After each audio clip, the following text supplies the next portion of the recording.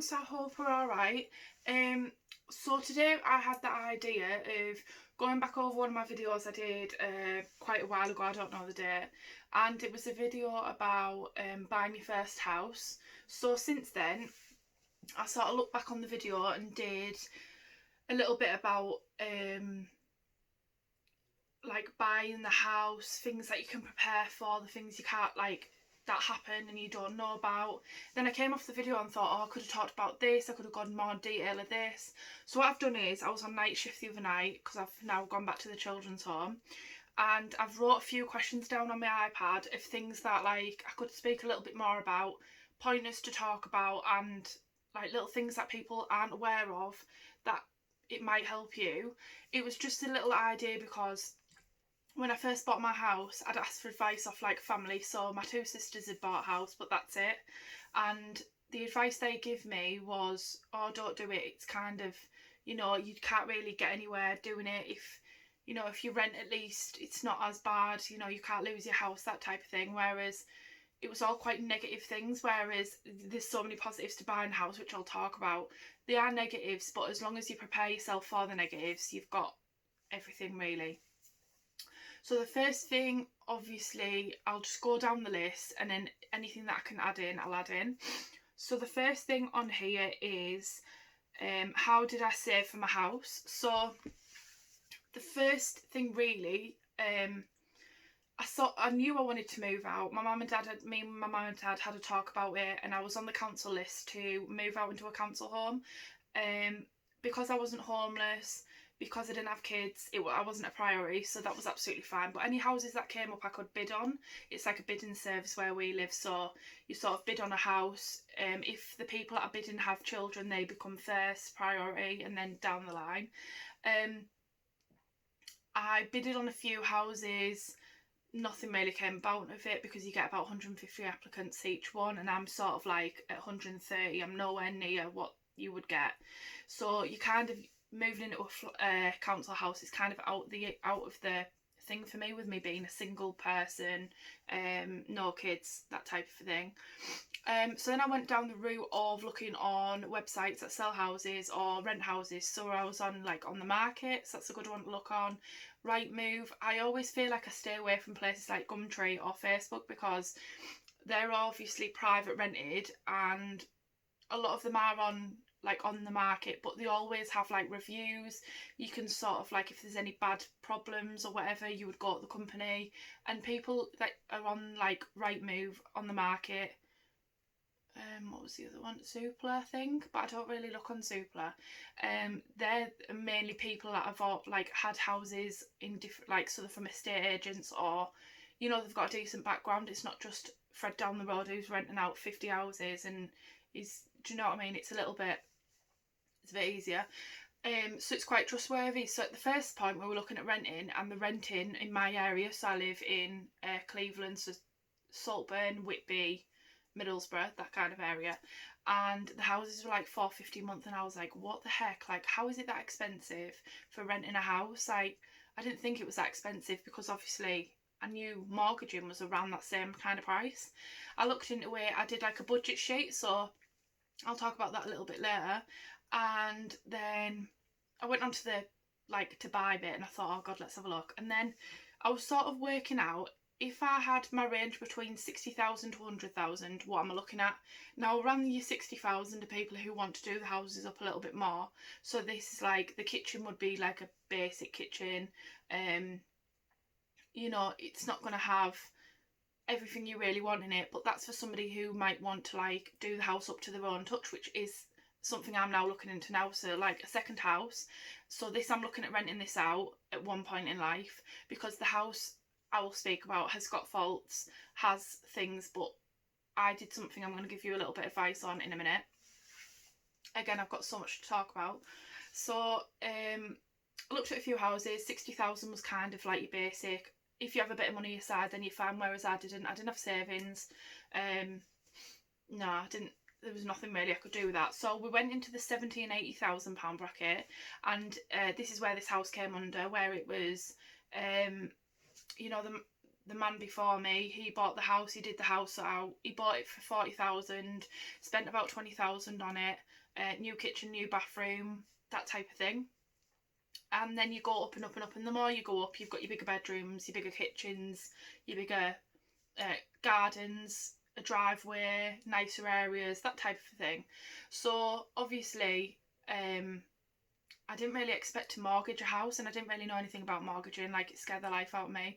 But I knew mortgaging was amazing because it's yours for life at the end of it. And obviously with renting, it's sort of like burnt money. Like, yeah, you live there, but at the end of the month, that's gone. Like, you're never going to get that back. In mortgaging, you can, because then you can sell your house on and make money, or you can just get your money back at the end by selling it on for the amount you paid for. So yeah, never really thought into mortgaging. And then I had a little look into it, I had a little bit of read up, and at the time, obviously, wasn't quite sure what to do. I then went to view a house. Went to view a house, and on the pictures it looked amazing. And if I hadn't took my dad with me, I would have probably got the house there and then. Until we walked out, my dad said, "You're not moving into that," and I was like, "Why?" It was beautiful. He was like, "There's mould in the left hand corner of this room, there was a door hanging off in this room, there was a fist in the wall in this room." But because obviously to my eye all I wanted was a house, I was happy to walk into one that had like a flooded bathroom and there was still walk-in through ceiling. I wouldn't have thought of anything of it because I had my heart set on the idea of moving out and being independent, and I never think of what happens 2 years down the line, which is where I'm at now, when I should have thought back then. Anyway, so without ranting on about that, I just sort of was ready to get that house. My dad was like, "No, Siobhan, like, you're not doing that." So then it got to the point, and I said, "Dad, well, what about mortgaging?" He said, "Well, what about mortgaging?" I said, "There's obviously these houses, this is how much it costs." And he said, "Well, I know nothing about it." So I went to view this house, and this was my second house to ever view. So obviously the first one was a no-go. Dad was like, "No." The second house was this one, and when we walked in, I mean, the man was lovely. He had 2 girls, amazing, lovely man. Came upstairs, everything was beautiful. Even my dad couldn't pick a fault, which was amazing, really. And we sort of left the house, and I said to him, "I'm going to put an offer in." And he sort of laughed, and he must have thought, like, "God, she's, what, 21-year-old girl? Like, I can't see that." I mean, within 10 minutes, I had an offer on the house, like, straight up offered the house. The house was sort of mine. On the estate agents, I went on within about half an hour. It was on under agreement, you know, it was sort of like going to be my house, end of. I knew I wanted it. So then the next step was, obviously with the estate agent, I'd spoken to him and he said he's a mortgage bureau, and I was like, you know, what can that do? And that's where I went in to work with, obviously, my mortgage bureau. So the budgeting side of things, as I was getting to, I looked at different options and asked him roughly what am I going to be looking at, and he said between 5 and 10% is what the deposit is going to be. And highest one's 15, but that's when you're looking at houses a little bit more expensive. So I said, right, 5% of this house, so if it's 72,000, was going to be something like 3,500. So I knew I need 3,500. Then I knew I would need money for him, so that's 500 because he's the bureau, and I needed a solicitor, which was 500, so that's going to be £4,500. And I had no savings, so I was like, oh my god, what the heck am I going to do? Contacted mum and dad, obviously spoken to them, and they were like, we were more than happy to lend you a bit of money. And when my nan found out as well I was looking at getting a house, she did the same and gave me £1,000, because that's what she did with my other sisters. So when they bought a house or they graduated, they all got £1,000 each. However, my house came first, then graduation came after. So I got the £1,000 a little bit earlier, which was massively helpful. So I was quite able to pay that off, which is amazing. So when you look in at a house and you want to mortgage it, fantastic.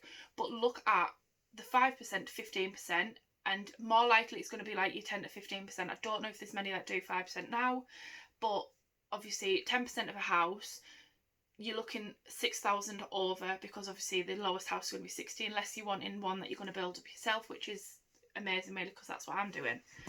So the second question I've gotten here was, how much did the deposit cost? So the deposit was 3,500. Talk about my loan. So I've put my own little pointers here. So when I actually bought the house, I had a loan, and one of the things with the mortgage was that I had to pay any outstanding credit off. So my loan I bought I got a loan out to go on holiday with me and Jay for our first holiday, and I still had 1,000 of that to pay off. So with some mortgage companies, to be aware that if you have any outstanding credit, because they do credit checks, sometimes they say to you, you need to be paying off your loan before you can be allowed a mortgage because it's extra credit.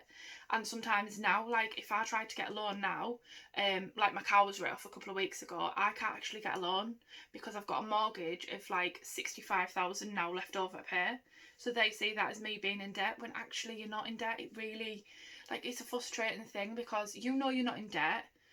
When someone says to me I'm in debt, I feel ashamed and I'm like, oh my god, and it's not. It's just the way they see it, which I think is ridiculous. Like, you're doing better for yourself, but you're shunned upon, like you're frowned upon for having so much debt.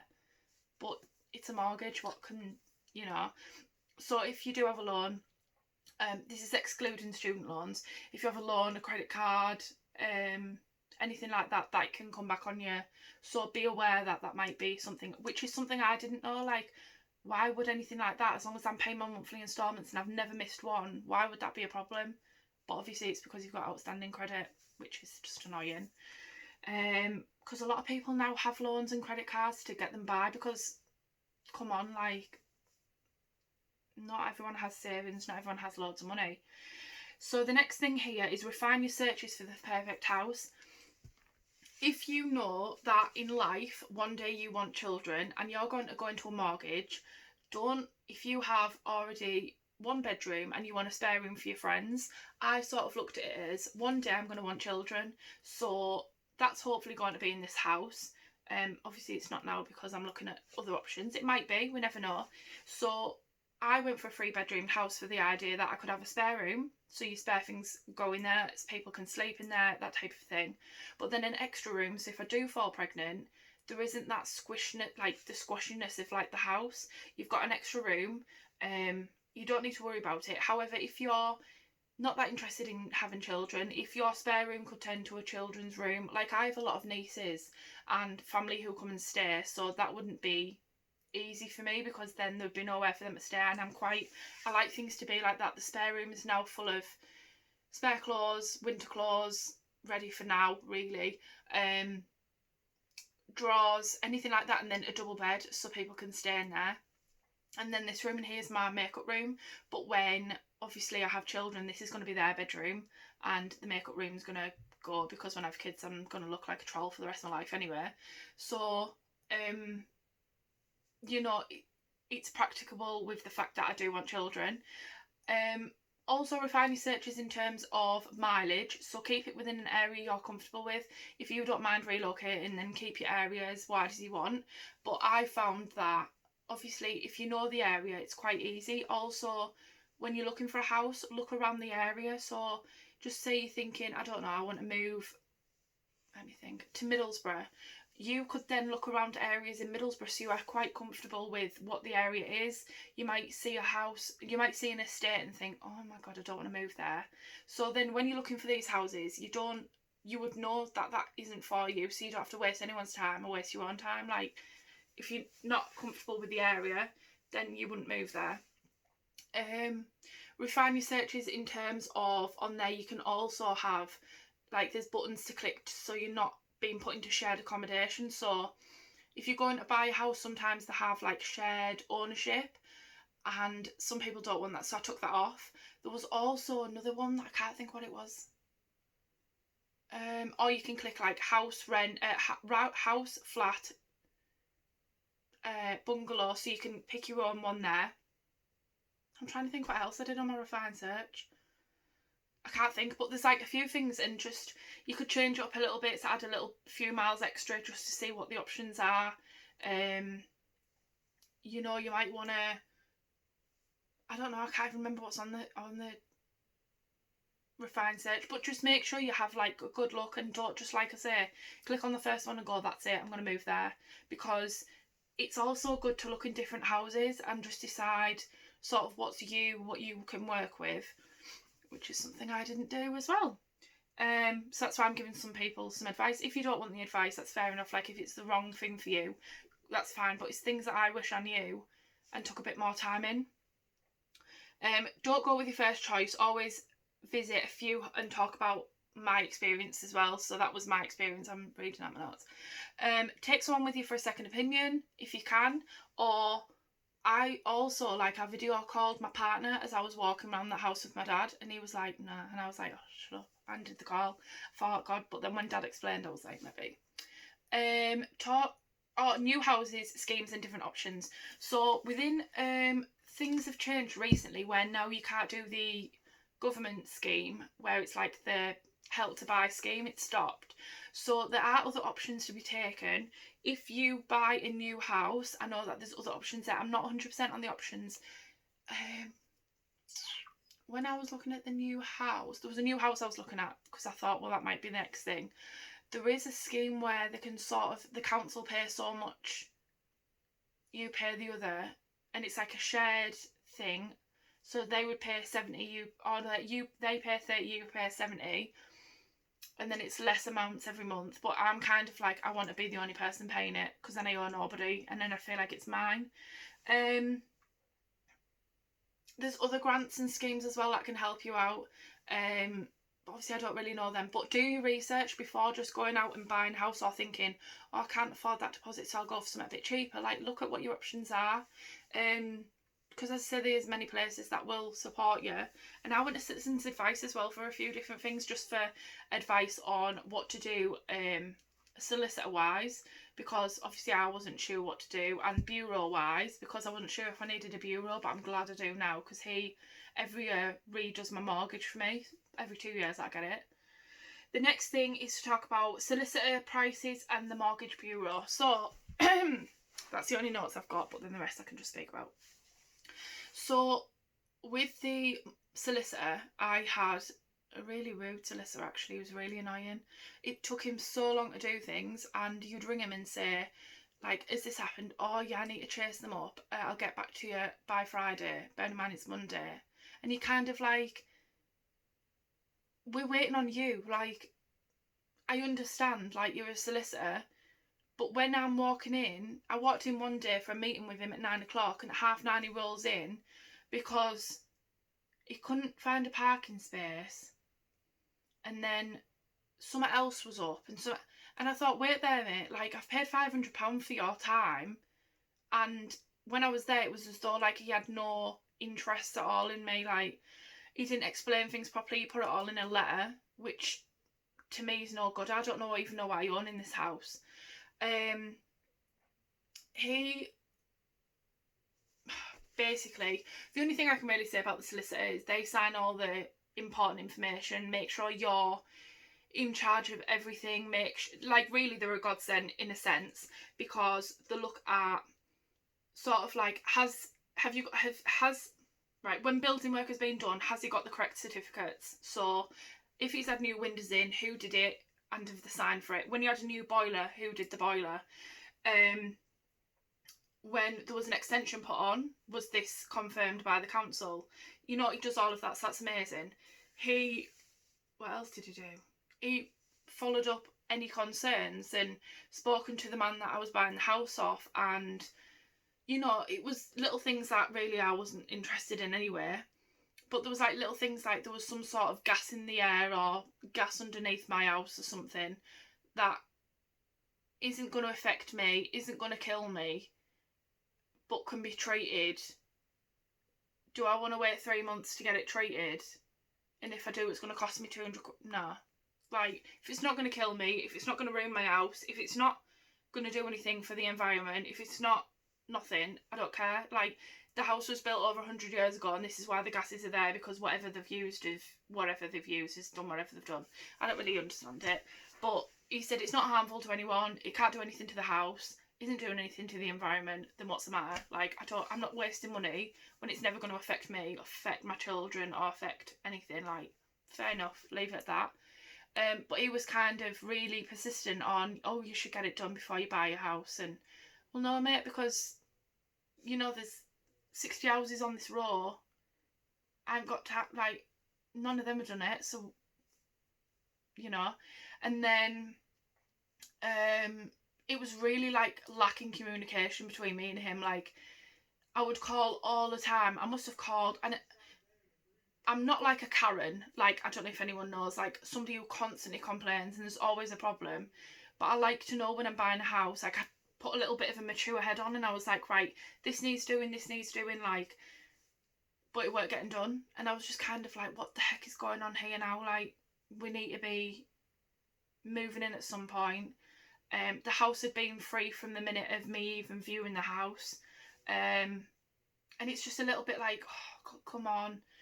He went on holiday for 2 weeks, and there wasn't another solicitor because it's under like one solicitor. So anything that happened in them 2 weeks was in a backlog, and then it took another week to back it up.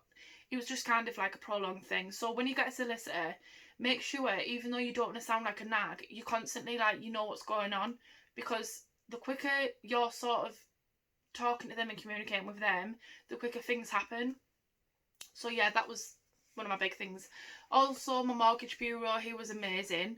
So he looked through my budgeting, he looked through my references, because I had to give references, and worked with the mortgage. So he applied for everything for me, so he was amazing. And obviously I paid £500, so every 2 years he redoes my mortgage for me and helps me out, which is really helpful. So if you have that extra little bit of money and it's your first buy, it is so worth getting a bureau, because I think that's what you call him.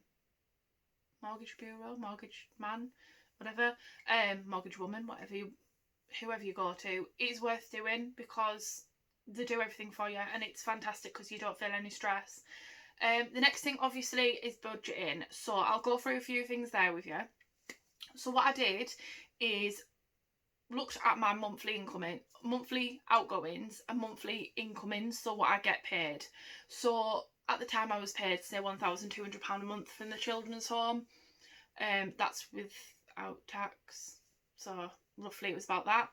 And then I looked at what my outgoings were. So I had a phone contract, I had a loan, but obviously the loan had been paid off, and that was kind of it. And obviously petrol. So then what I did is I spoke to mum and dad and I said, right, how much do you pay, and how much, I spoke to the mortgage bureau, Jason, and said, roughly, if this is the mortgage I get, which I'm wanting to get, what are we looking at monthly costing? So he looked at the company I was going with, which was Newcastle Building Society, and what their APR percent was, and then we looked at how much it'd be. So we said £275 a month, which is amazing. So I knew from the money I had monthly coming in that I had to pay out my mortgage, I had to pay out council tax of £100 because I'm a single person. Well, I was a single person at the time. That's going to bug me there, I can see that there. There's obviously, so that's them two. Then I had to look at Virgin Media. So I contacted Virgin Media and I said, how much would it be for this package? So that was £35. I then looked at water rates, but I was on a meter, so I didn't know how much it was going to be. I just contacted my sister and somebody else who was on a water meter, and they were a couple people, and I just sort of got the rate for that, because when Jay's here, he has a shower for 4 hours at a time. It's ridiculous how much time he spends in the shower. So they were saying it's around £20. So then, around £20. I looked at energy. So for my house with my mum and dad, it was around £100. So I set it at about £50 to £60, which I'm not far off now. I'm about £65 a month I pay. And then I looked at insurances. So I have mortgage protection, which is amazing, life insurance, and built-in and contents cover. So with my mortgage company, that was sort of a thing you had to have done. So you had to have built-in and contents cover and life insurance.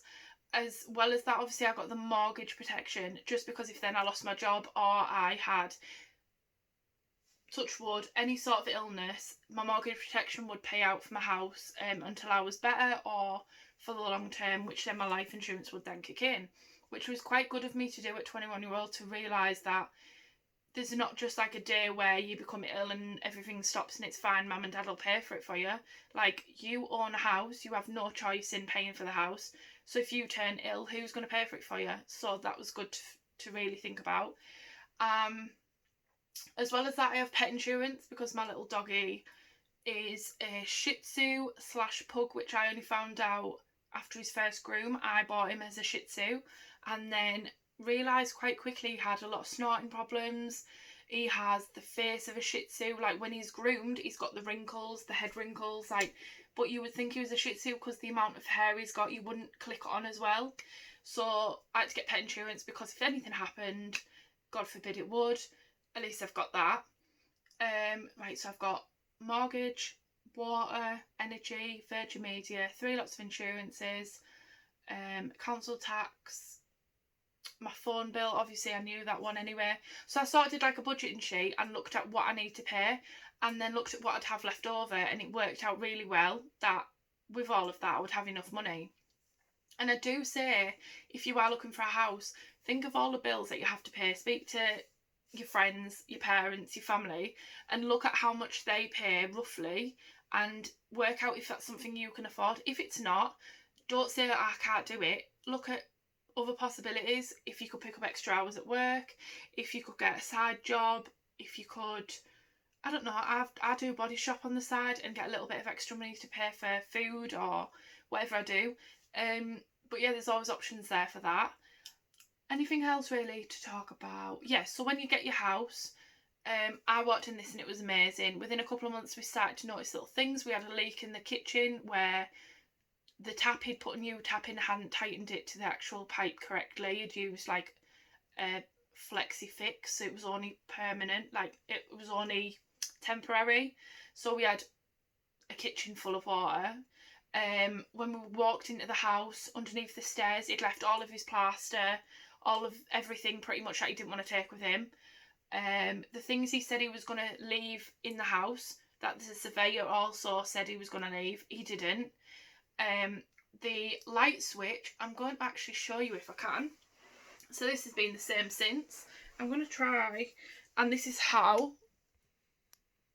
I don't know if anyone's actually going to be able to see the light. So I think that's if it's shown.